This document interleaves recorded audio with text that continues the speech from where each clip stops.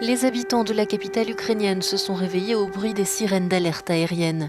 Ce jeudi à l'aube, la Russie a décidé de lancer une offensive militaire sur l'Ukraine au nom de la défense des républiques sécessionnistes pro-russes de l'est du pays. Peu après l'annonce surprise de Vladimir Poutine, une série d'explosions ont été entendues à Kiev, à Odessa, à Kharkiv, la deuxième ville du pays, et à Kramatorsk, qui sert de quartier général à l'armée ukrainienne. Plusieurs personnes ont choisi de fuir la capitale, comme le montrent ces images filmées à la sortie de Kiev. Le président ukrainien a proclamé la loi martiale dans tout le pays et a appelé les habitants à ne pas paniquer. Il souhaite sur le plan international la création d'une coalition anti-Poutine pour contraindre la Russie à la paix.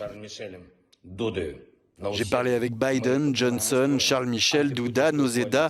Nous commençons la création de la coalition anti-Poutine. Nous avons déjà appelé les dirigeants du monde à prendre toutes les sanctions possibles contre Poutine, à déployer un soutien de défense à grande échelle. Nous devons sauver le monde démocratique. Anticipant la condamnation internationale et les mesures de sanctions, Vladimir Poutine a lancé un avertissement sévère aux pays qui tenteraient d'interférer avec la Russie. Il a aussi expliqué que cette opération militaire spéciale était nécessaire pour protéger les civils dans l'est de l'Ukraine. Il était impossible de tolérer cela plus longtemps. Il fallait arrêter immédiatement ce cauchemar, le génocide de millions de personnes vivant là-bas qui ne peuvent compter que sur la Russie. Ils ne comptent que sur nous.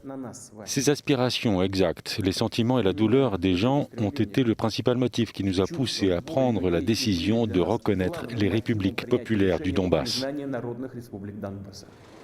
Selon la présidence ukrainienne, 40 soldats et une dizaine de civils ukrainiens auraient été tués dans les premières heures des affrontements.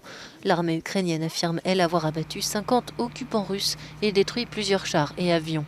Le président Zelensky a déclaré avoir rompu toute relation diplomatique avec la Russie.